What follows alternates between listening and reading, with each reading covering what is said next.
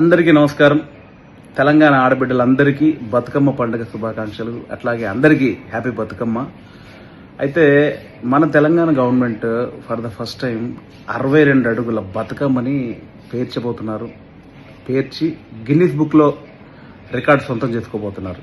చాలా గొప్ప విషయం అండి.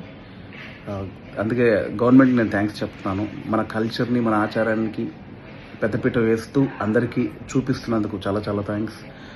అండ్ రెండోది ఏంటంటే బతుకమ్మ పండుగ ఎంత కన్నుల పండుగ ఉంటుందో మనందరికీ తెలుసు. ఎంత సాంప్రదాయబద్ధంగా, ఎంత గౌరవంగా, భక్తితో చేసుకుంటాం మనం అందరం. అలాంటి బతుకమ్మని ఈ మధ్యలో కొందరు చెప్పులు వేసుకొని ఆడుతున్నారు. సో అది కరెక్ట్ కాదనిపించింది.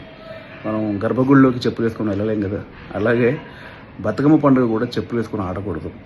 సో అది నాకు అనిపించింది. అండ్ సెకండ్ థింగ్, మన బతుకమ్మ పాటలు ఎంత బాగుంటాయండి అంటే, నా చిన్నప్పుడు బాగా గుర్తు, ఒక లేడీస్ ఎవరైనా ఒక బతుకమ్మ పాట అందుకుంటే ఆ పాటలు మిగతా వాళ్ళందరూ వంత పాడుతూ ఆ బతుకమ్మ పాట గురించి ఆ చప్పట్లు కొట్టుకుంటూ ఆడుతుంటే ఎంత బాగుండేది. అది మన కల్చర్. సో డీజేలు పెట్టుకొని ఎప్పుడైనా ఆడుకోవచ్చు అండి.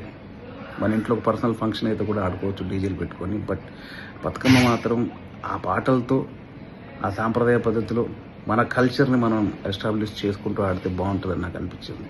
సో దయచేసి అందరం చెప్పులు లేకుండా బతుకమ్మ ఆడదాం.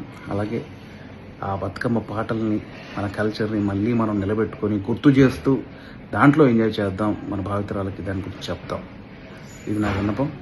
సో అందరూ చక్కగా ఈ బతుకమ్మ పండుగని సెలబ్రేట్ చేసుకొని మన ప్రైడ్ని కాపాడుకుందాం.